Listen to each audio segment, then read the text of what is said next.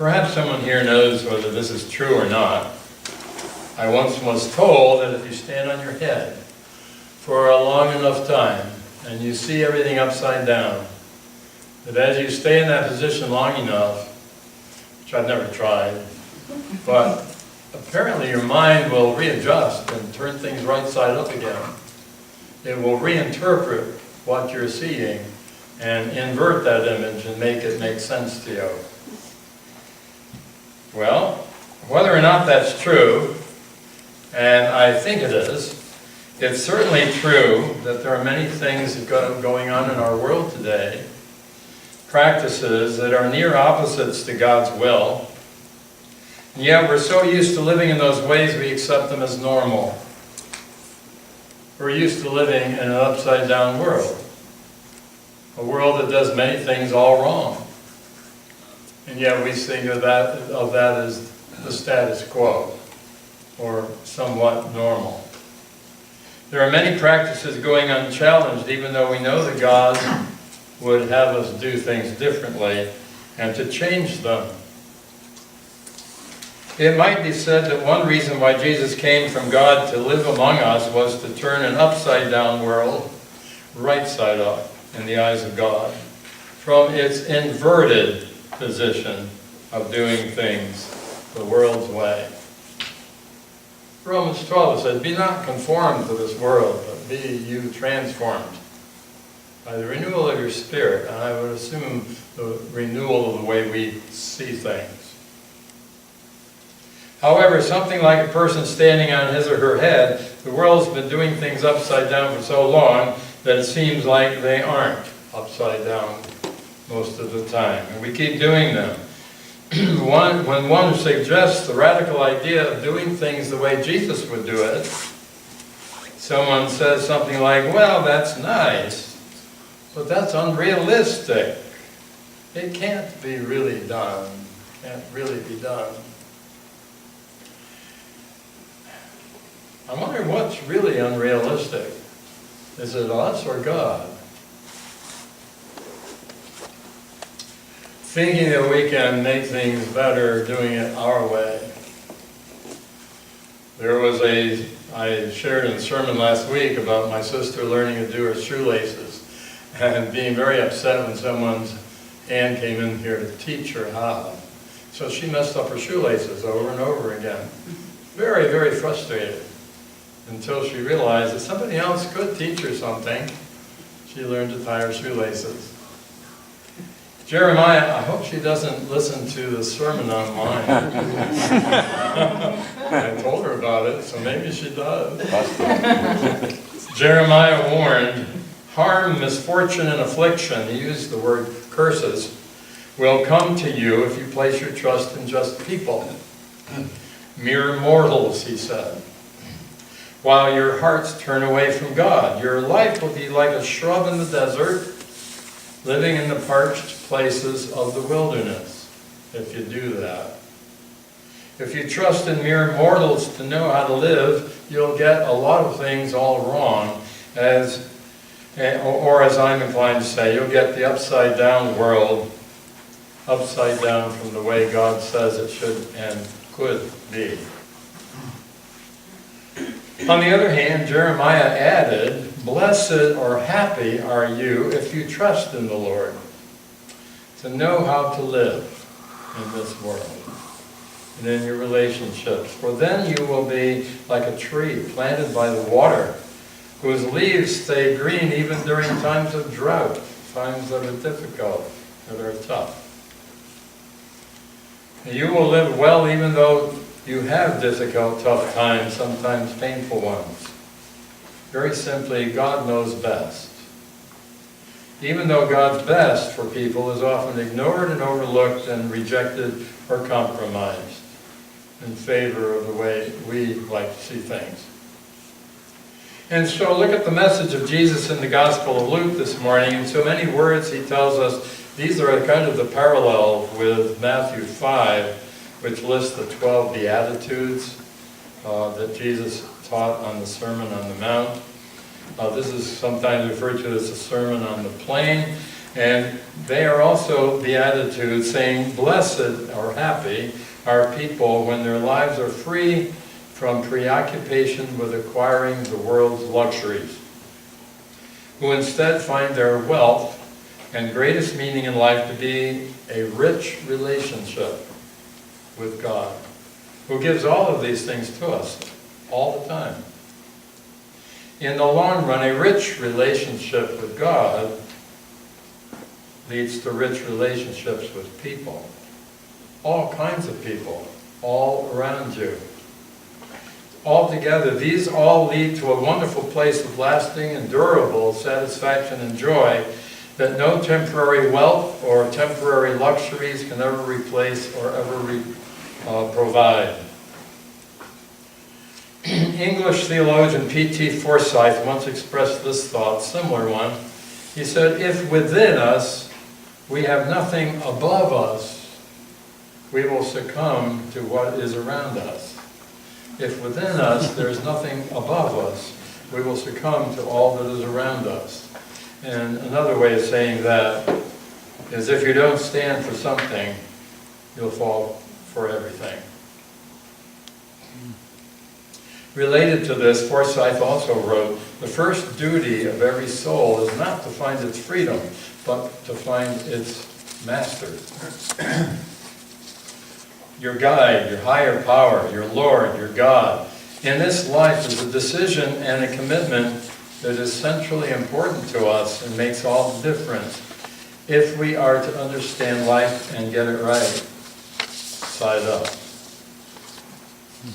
And whether it be misunderstood instead as an upside down. Every newborn child from the very beginning of life in the fresh air needs someone to look up to, someone to depend upon, someone to trust, someone who gives guidance and discipline and support as expressions of love. It's no less true of us as we are adults that we need someone to look up to, someone we can depend upon, someone we can trust and receive guidance from in our minds and in our hearts, someone that will give us guidance, discipline sometimes, and support as expressions of love. God is the God of love. Does all of this because of that. That someone for us in our human, in the way that God comes to us in the flesh is Jesus. And all of what we know of God through knowing and following Him, studying the Bible, praying regularly, fellowshipping with one another. Remember Prophet Jeremiah's words, they that trust in the Lord shall be like a tree, or be like trees planted by the water, with leaves that stay green, even in difficult, tough times, in the drought. John Kenneth Galbraith was a well-known Canadian-American economist of the 20th century. He taught at Harvard and Princeton, was in multiple administrations with the presidents of the United States. In his autobiography, Galbraith tells an anecdote about his family's housekeeper, Emily Gloria Wilson. He asked Emily one day to hold all of his calls. He needed to take a nap. And then, of course, it's almost like jumping in the shower, the phone rings. And the phone rang as soon as he began his nap. It was Lyndon Johnson calling from the White House. Get me Ken Galbraith, this is Lyndon Johnson. Can't really sound like Lyndon Johnson. He's sleeping, Mr. President. He said not to disturb him. Well, wake him up. I want to talk to him, the president replied. Emily's reply was, no, Mr. President. I work for him, not you. Question, when folks around you, or more generally the world of business as usual around you, pressures you to knowingly compromise the will of God in your life that you know very well, are you able to say, no, I work for God, not you? Remember P.T. Forsyth's point, if within us we have nothing above us, we soon succumb to everything around us. Do you succumb to what is around you when you shouldn't? Only you know the answer. Or does there live within you a decision about who you live and work for? A decision and a commitment that keeps you strong and steady and clear about who you serve in your life all day long. Even when being faithful to this relationship you have with God threatens your popularity, causes people to think ill of you, treat you badly, not think well of you, or as in Luke 6, verse 22 puts it rather severely, when people hate you and exclude you and revile you and defame you because you're sticking to serving God. Christian Herter, governor of Massachusetts, from 1953 through 57, campaigning to run for a second term, told the story of attending a church barbecue. When it came to his turn in line, the woman dishing out chicken placed one piece on his plate. He asked for a second. But the woman replied, "I'm sorry, but there's only one piece per person." Governor Herter must have had more than the usual hunger pains that day because he didn't usually pull rank, but he said, "Do you know who I am? I'm the governor of Massachusetts."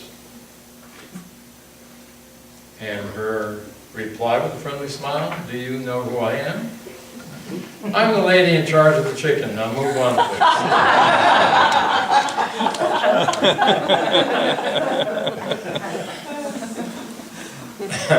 And why do we enjoy that story? Why do we laugh? I think because we know there's something good and right about that woman sizing up the situation, and no one is more important than anyone else at a chicken barbecue. Nor does one's public status, economic, political, social, or ethnic status set them apart or below or above anyone else in God's valuing of a human life. God's way of seeing things is a wonderful way. It's a right way.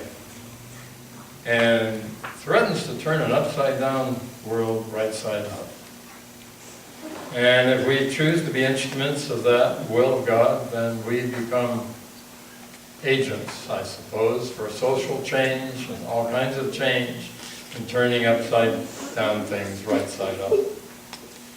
Luciano Pavarotti tells the story of a decision he made in his early years. His father, a baker, urged Luciano to develop his voice under the tutelage of a professional tenor, Arrigo Pola, in Modena, Italy. Luciano struggled with his decision to be a teacher or a singer after he graduated from school. Pavarotti chose the one we all know. His decision and commitment led him to the Metropolitan Opera some 7 to 14 years later. When it comes to making a decision, as major as choosing whom you will choose to follow in his life, you must choose one or the other. Pavarotti's father said, if you choose to sit on 2 chairs, you're going to fall between the 2. And he remembered that, so he chose which chair he would choose, and we all need to choose one chair and be committed to it. There are many ways you can go in life. Some things bring blessings, others bring woes. As the Gospel of Luke points out this morning, there's never a thing called being too late in choosing to be a disciple of Jesus. The way of Christ brings the deepest blessings that life has to offer, both in good times and in difficult times. A life of blessings begins as soon as you choose the one chair, the one Lord, the one baptism, the one life of faith, and make the commitment to be a faithful disciple. Walking, talking, living each day in an ever richer relationship with God gradually turns an upside-down world right side up. It begins with you, though. And you'll come to see things in a new light and in ways you've never seen before. And there's an old It's old now, a song I used to love and I still do. The title is simple, You'll Never Walk Alone. Amen. Amen. Let us pray. Dear God, who is always with us, help us to grow strong in your ways, to learn to see ourselves, others, and the world around us with the right attitude, the right spirit, the right perspective. We pray all of this in Christ's name. Amen.